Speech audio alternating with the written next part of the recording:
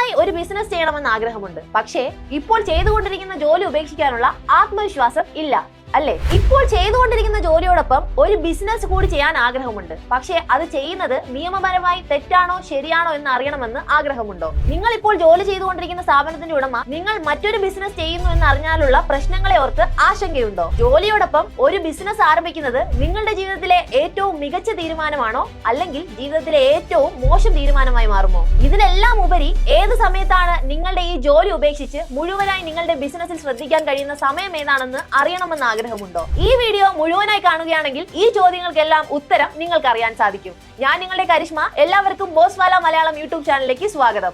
ഇതുവരെ ഈ channel subscribe ചെയ്യാത്തവർ ഇപ്പോൾ തന്നെ ബോസ്വാല മലയാളം യൂട്യൂബ് ചാനൽ സബ്സ്ക്രൈബ് ചെയ്യൂ. നമുക്കിനി വീഡിയോയിലേക്ക് കടക്കാം. നിങ്ങളുടെ ജോലിയോടൊപ്പം ഏതൊക്കെ തരത്തിലുള്ള ബിസിനസ് ആണ് ചെയ്യാൻ സാധിക്കുന്നതെന്ന് നമുക്ക് നോക്കാം.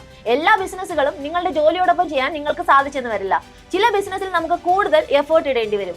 ആ ബിസിനസ് നിങ്ങൾ ജോലിയോടൊപ്പം ചെയ്യുകയാണെങ്കിൽ നിങ്ങളുടെ ജോലി നിങ്ങൾക്ക് ശ്രദ്ധിക്കാൻ സാധിക്കില്ല, നിങ്ങളുടെ ബിസിനസ്സും മുഴുവനായി ശ്രദ്ധിക്കാൻ സാധിക്കില്ല. ഏതൊക്കെ ബിസിനസ് ആണ് നിങ്ങളുടെ ജോലിയോടൊപ്പം അധികം എഫേർട്ട് ഇല്ലാതെ വളരെ സ്മൂത്ത് ആയി ചെയ്യാൻ സാധിക്കുന്നതെന്നും ഞാൻ നിങ്ങൾക്ക് പറഞ്ഞു തരാം. അതിൽ ആദ്യം നമ്മൾ നോക്കാൻ പോകുന്നതാണ് ഡിജിറ്റൽ പ്രോഡക്റ്റ് സെല്ലിംഗ്. രാഹുൽ ഒരു സോഫ്റ്റ്വെയർ എഞ്ചിനീയർ ആണ്. പക്ഷേ രാഹുലിന് ഫോട്ടോഗ്രാഫിയോടുള്ള പാഷൻ വളരെ വലുതാണ്. രാഹുൽ തന്റെ ജോലി ക്വിറ്റ് ചെയ്യാതെ തന്നെ ഫോട്ടോഗ്രാഫി സൈഡായി ഒരു ബിസിനസ്സായി ആരംഭിക്കുകയും ഇപ്പോൾ ഫോട്ടോഗ്രാഫിയിൽ നിന്നും അതുപോലെ തന്നെ തന്റെ ഇപ്പോൾ ഫുൾ ടൈം ജോലിയിൽ നിന്നും 2 ഇൻകം ലഭിക്കുകയും ചെയ്യുന്നുണ്ട്. രാഹുൽ തന്റെ ജോലി ഉപേക്ഷിക്കാതെ തന്നെ സ്റ്റോക്ക് ഫോട്ടോകളും ലൈറ്റ് റൂം പ്രീസെറ്റുകളും ഓൺലൈനായി വിൽക്കാൻ തുടങ്ങി. ഈ ഒരു ബിസിനസ് പാസീവ് ഇൻകം ആയതുകൊണ്ട് തന്നെ ഇത് ജോലിയെ അഫക്ട് ചെയ്യാതെ രാഹുലിന് തന്റെ ജോലിയും അതുപോലെ തന്നെ ബിസിനസ്സും ഒരേ രീതിയിൽ നല്ല രീതിയിൽ കൊണ്ടുപോകാൻ സാധിച്ചു. ഒരു വർഷത്തിനുള്ളിൽ തന്റെ ബിസിനസ് ഒരു ഫുൾ ടൈം ബിസിനസ് ആക്കി മാറ്റാനും അതിൽ നിന്ന് തന്റെ സാലറിയിൽ നിന്ന് ലഭിക്കുന്നതിനേക്കാളും കൂടുതൽ ഇൻകം ലഭിക്കാനും തുടങ്ങി. രണ്ടാമതായി നമ്മൾ നോക്കാൻ പോകുന്ന ബിസിനസ് ഐഡിയ ആണ് കോണ്ടന്റ് ക്രിയേഷൻ. പ്രിയ ഒരു മാർക്കറ്റിംഗ് എക്സിക്യൂട്ടീവ് ആണ്. പക്ഷേ അതിനോടൊപ്പം തന്നെ കോണ്ടന്റ് ക്രിയേഷനും ചെയ്യുന്നുണ്ട്. പ്രിയ ബ്ലോഗും യൂട്യൂബ് ചാനലും തന്റെ പേഴ്സണൽ ഫിനാൻസിനായി യൂസ് ചെയ്യുന്നുമുണ്ട്. പ്രിയ ഫുൾ ടൈമായി ഒരു സ്ഥലത്ത് വർക്ക് ചെയ്യുന്നുണ്ട്.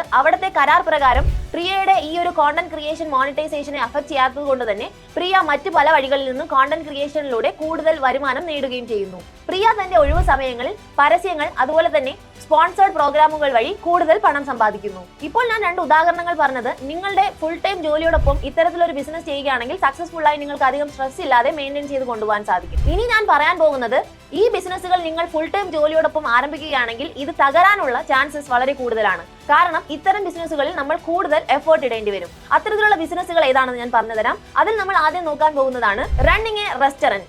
ഒരു റെസ്റ്റോറന്റ് നടത്തുക എന്നത് നമുക്കൊരു പാർട്ട് ടൈമായി അല്ലെങ്കിൽ നമ്മുടെ ഒരു ഫുൾ ടൈം ജോലിയോടൊപ്പം നമുക്ക് കൊണ്ടുപോകാൻ പറ്റുന്ന ഒരു കാര്യമല്ല.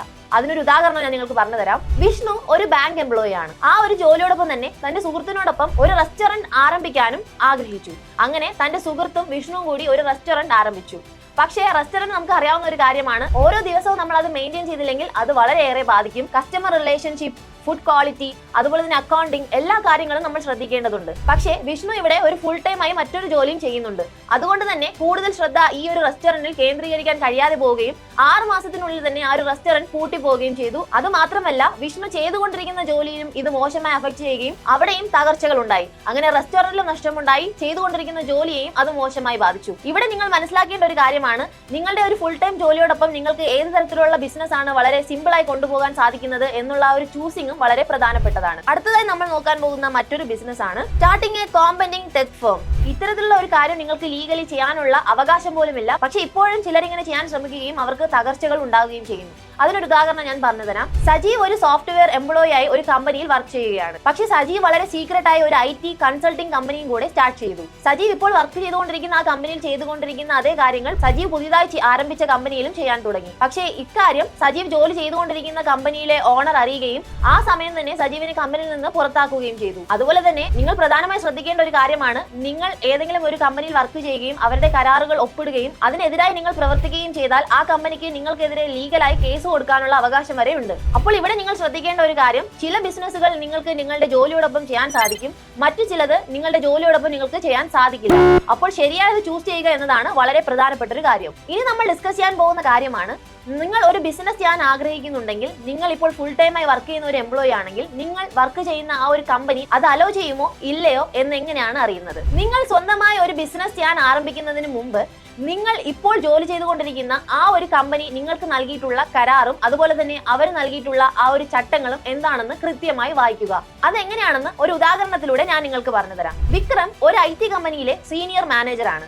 വിക്രം ഒരു ഇ-കോമേഴ്സ് ബിസിനസ് തുടങ്ങാമെന്ന് ആഗ്രഹിച്ചു. പക്ഷേ വിക്രം ബിസിനസ് ആരംഭിക്കുന്നതിന് മുമ്പ് ഇപ്പോൾ ജോലി ചെയ്തുകൊണ്ടിരിക്കുന്ന കമ്പനിയുടെ കരാർ വായിച്ചു. പക്ഷേ ആ കരാറിൽ ഉണ്ടായിരുന്നത് പുതുതായി ഒരു ബിസിനസ് ആരംഭിക്കുകയാണെങ്കിൽ അത് ഇപ്പോൾ ചെയ്യുന്ന ജോലിയിൽ ഒരു തടസ്സമാകരുതെന്ന് കൃത്യമായി എഴുതിയിട്ടുണ്ടായിരുന്നു. ഇതിൽ സംശയം തോന്നിയ വിക്രം തന്റെ HR-നോട് ഇതിന്റെ ഡീറ്റെയിൽസ് എന്താണെന്ന് അന്വേഷിച്ചു. അപ്പോൾ HR വിക്രമിനോട് പറഞ്ഞത്, നിങ്ങൾക്ക് ജോലിയോടൊപ്പം ഒരു പാസീവ് ഇൻകം ഉണ്ടാക്കാനുള്ള അനുവാദമുണ്ട്, എന്നാൽ ഒരു ആക്റ്റീവ് ബിസിനസ് നടത്താനുള്ള അവകാശം നിങ്ങൾക്കില്ല. ഇത് മനസ്സിലാക്കിയ വിക്രം തന്റെ ആ ഒരു പ്ലാൻ ഉപേക്ഷിക്കുകയാണ് ചെയ്തത്.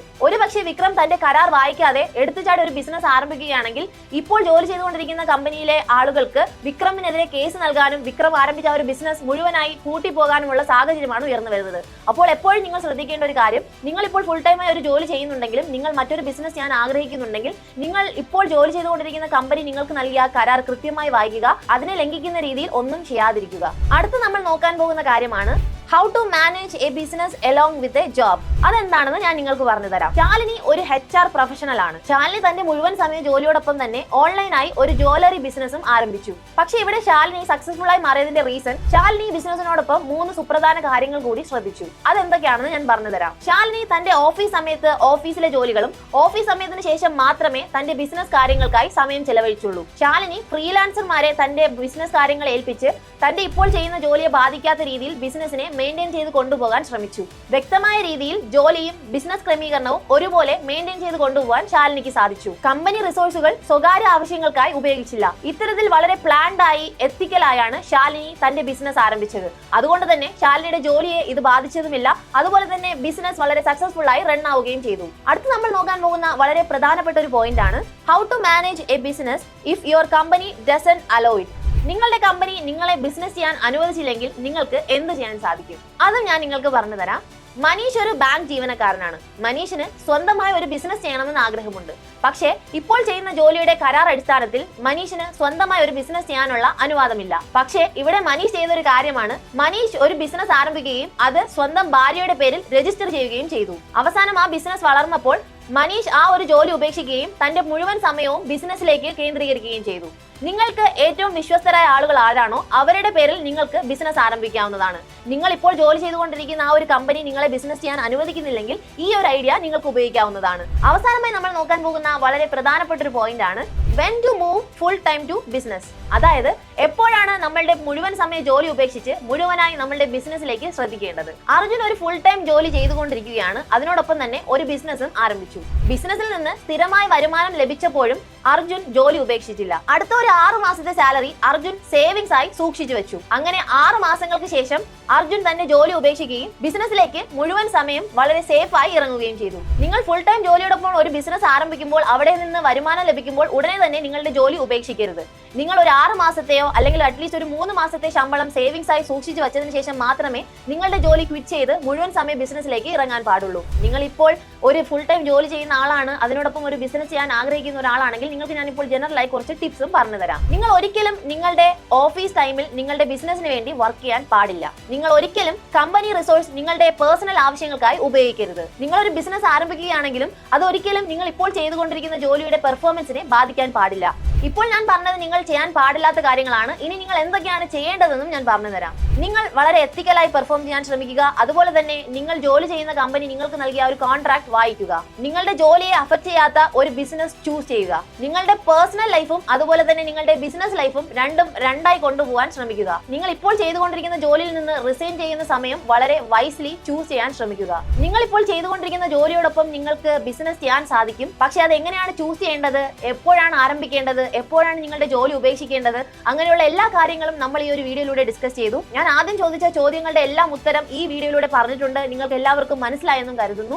ഇനി ഏത് തരത്തിലുള്ള വീഡിയോസ് ആണ് വേണ്ടതെന്ന് താഴെ കമന്റ് ബോക്സിലും പറയുക. നമുക്ക് ആ വീഡിയോസ് ചെയ്യാവുന്നതാണ്. അതുപോലെ തന്നെ ബോസ്വാല മലയാളം യൂട്യൂബ് ചാനൽ സബ്സ്ക്രൈബ് ചെയ്യാൻ മറക്കണ്ട.